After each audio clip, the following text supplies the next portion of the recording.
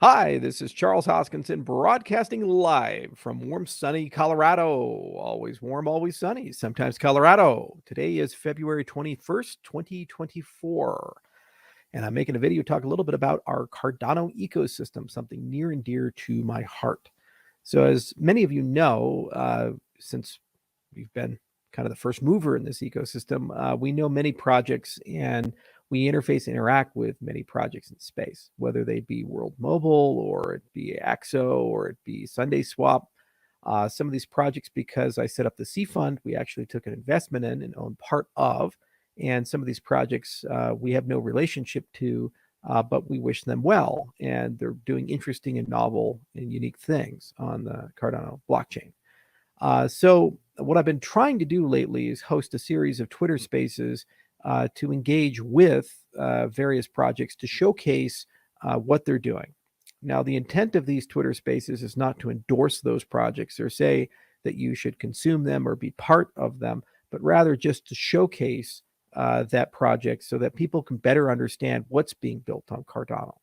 One has to understand from my perspective where I sit, and the criticism that we deal with at IO usually stems from Cardano having no projects on it. Cardano is a ghost chain. Nothing's been achieved or accomplished on Cardano. And basically, it's just a bunch of nothing. So the point of showcasing is to say, hey, there's actual stuff being done. Projects are being built. Tokens are being issued. Smart contracts are being written. Users are excited about various things. The danger of this, however, is that by showcasing a project, unfortunately, people believe that it's a wholesale endorsement of that project, its economics, as well as all of the behavior of the founders perpetually. So some of these projects, for example, have approached me and said, hey, can we do a Twitter space? And my first desire is to say, yes, let's do it. But then upon some reflection, maybe we find out there's been a rug pull or there's been allegations of one. And it puts me in a really difficult position because on one hand, I like the communities, I like the people, and I think they're doing interesting things, especially projects that are really utilizing the Cardano native asset standard or the UTXO model or have intriguing and interesting ways of doing governance. On the other hand, we are not an investigative agency. We don't go audit all of these things and look into the conduct of the founders, score things for governance, give people a report card and say you got an A versus a B, or we have some concerns here or there. It's very similar to being a podcast host. Let's say you're Lex Friedman, for example, and you have a lot of guests come on, and you might invite a guest because you think that that particular guest would provide a very interesting and unique conversation about a wide array of topics.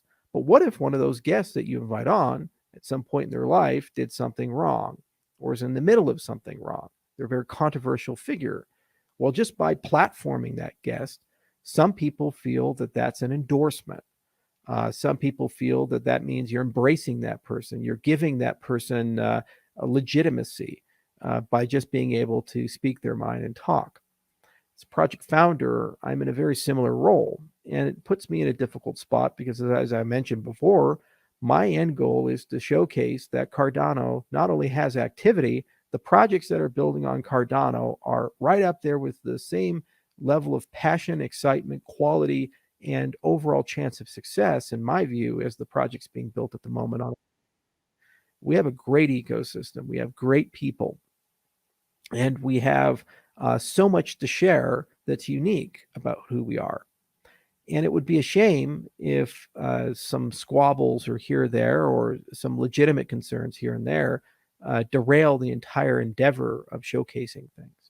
So today I was scheduled for a Twitter space with one of those projects that's on Cardano.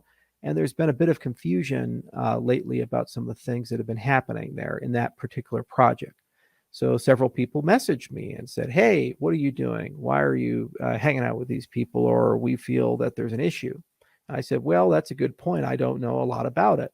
I'm somewhat detached from the day-to-day on these. I just look at on-chain activity. I look at TVL. I look at how blocks are being utilized. I look at protocol design. I look at capital flows in and out, transaction volume, all kinds of statistics and metrics there. I don't look at the individual projects from a perspective of funding, governance, or commitments and promises that they make with their communities. It's simply impossible because there's just too many of them. And part of the immune system is you. The community usually comes to me and lets me know when they have legitimate concerns. So it's become clear to me that I need to put more processes in place and actually start looking into some of these factors to at least create a baseline, an open, objective baseline. And it would be nice to actually pull it into some formats that are a little bit higher production quality and also allow people to have a fair representation of things. So what I'm going to do is dial back a little bit my showcasing and cancel some of the X spaces that are upcoming. And we're going to reset and reformat things. And so I have a better way of engaging.